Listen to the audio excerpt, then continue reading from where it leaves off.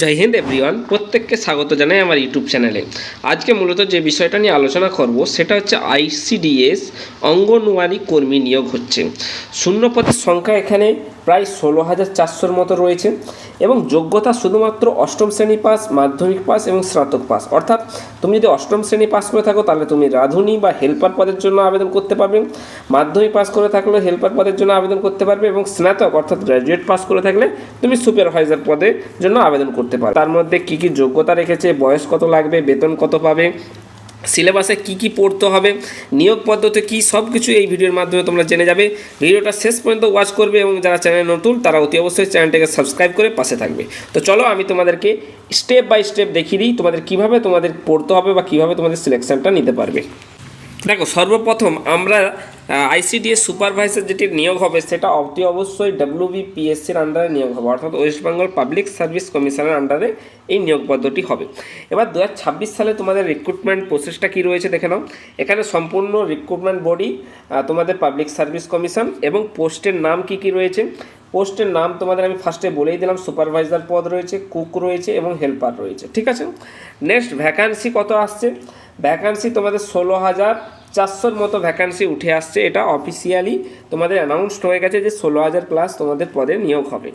এরপরে next department, কোন ডিপার্টমেন্টের আন্ডারে এটা থাকবে, এটা department of women and child development and social welfare, government of West বেঙ্গলের আন্ডারে এই ডিপার্টমেন্টটি রয়েছে, ঠিক আছে। অ্যাপ্লিকেশান মোড কীভাবে করতে হবে, অনলাইন না অফলাইন, সম্পূর্ণ অনলাইনে তোমাদেরকে আবেদন করতে হবে, ঠিক আছে। নেক্সট আমরা দেখে নেব যেখানে স্যালারি তোমরা কত পাবে।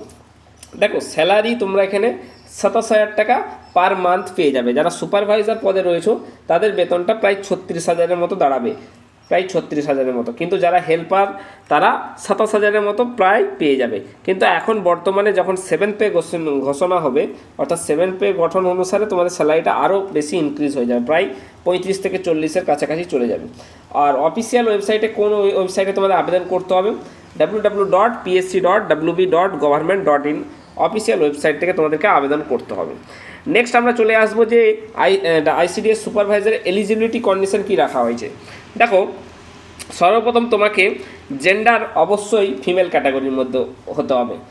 দেখতে পাচ্ছ, this post is open only to female candidates, অর্থাৎ ফিমেল প্রার্থীরা এখানে শুধুমাত্র আবেদন করতে পারবে, কারণ ওরা সুপারভাইজার এবং রাঁধুনি এবং হেল্পারের জন্য ফিমেলরাই অ্যাপ্লাই করতে পারবে, এখানে কোনো মেলদের কাজ না। তারপরে এডুকেশন কোয়ালিফিকেশান কী লাগবে দেখে নাও। দেখো, for supervisor candidate have must bachelor degree, অর্থাৎ তোমাকে যারা সুপারভাইজার পদে আবেদন করবে তাদেরকে অতি অবশ্যই গ্র্যাজুয়েশন পাস হতে হবে। যে কোনো ইউনিভার্সিটি থেকে, চাই তুমি বিএ করো বা বিএসসি করো বা বিকম করো, তোমাকে শুধুমাত্র গ্র্যাজুয়েট পাস করতে হবে, ঠিক আছে। আর অতি অবশ্যই তোমাকে বেঙ্গলি জানতে হবে, proficiency in Bengali is general required, ঠিক আছে।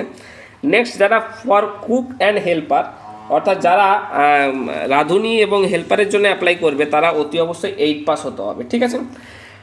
8 পাস থাকলে তোমরা এখানে অ্যাপ্লাই করতে পারবে। এবার দেখো, এজ লিমিট কী রাখা হয়েছে।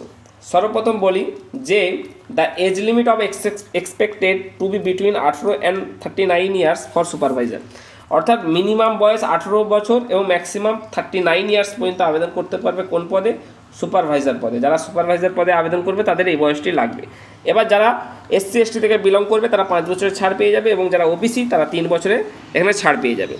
নেক্সট পোস্ট রয়েছে 18 থেকে 35 বছর হেল্পার অ্যান্ড কুক পোস্টের জন্য, অর্থাৎ মিনিমাম 18 বছর এবং ম্যাক্সিমাম 35 বছর পর্যন্ত এখানে আবেদন করতে পারবে ফর হেল্পার এবং কুক পোস্টের জন্য। তারাও 5 বছরে SC STর জন্য ছাড় পেয়ে যাবে, 3 বছরে OBCর জন্য ছাড় পেয়ে যাবে, ঠিক আছে। নেক্সট আমি আসছি যে তোমাদের সিলেকশন প্রসেসটা কী রয়েছে। সর্বপ্রথম দেখে নাও তোমাদের WBPSC আইসিডিএসের সিলেকশন প্রসেস। সর্বপ্রথম তোমাদের প্রিলিমিনারি এক্সামিনেশান হবে, অর্থাৎ তোমাদের অর্থাৎ OMR বেসড পরীক্ষা হবে, প্রি এক্সাম হবে। প্রি এক্সাম যারা কোয়ালিফাই করবে তাদের মেন্স এক্সাম হবে, আর মেন্স এক্সামিনেশান যারা পাস করবে তাদের পার্সোনালিটি টেস্ট বা ভাইবা হবে, যেটাকে আমরা ভাইবা বলে থাকি, ঠিক আছে। নেক্সট আমরা নিচের দিকে আসছি যে মোড অফ এক্সামটা কীভাবে কন্ডাক্ট করা হবে। অফলাইন, OMR বেসড, কোনো অনলাইনে এক্সাম হবে না, অফলাইনে তোমাদের পেপারে এক্সাম দিতে হবে। টাইপ অফ এক্সামিনেশন তোমাদের অবজেক্টিভ কোশ্চেন আসবে, মাল্টিপল চয়েস কোশ্চেন, MCQ, ঠিক আছে। কোন কোন টপিক থেকে কোশ্চেন আসবে প্রিলিমিনারিতে? জেনারেল নলেজ থেকে, অ্যারিথমেটিক থেকে অ্যান্ড রিজনিং থেকে। দেখো, জেনারেল নলেজ অর্থাৎ জিকে থেকে, ম্যাথামেটিক্স থেকে অর্থাৎ ম্যাথ থেকে, এবং রিজনিং থেকে তোমাদের কোশ্চেন আসবে।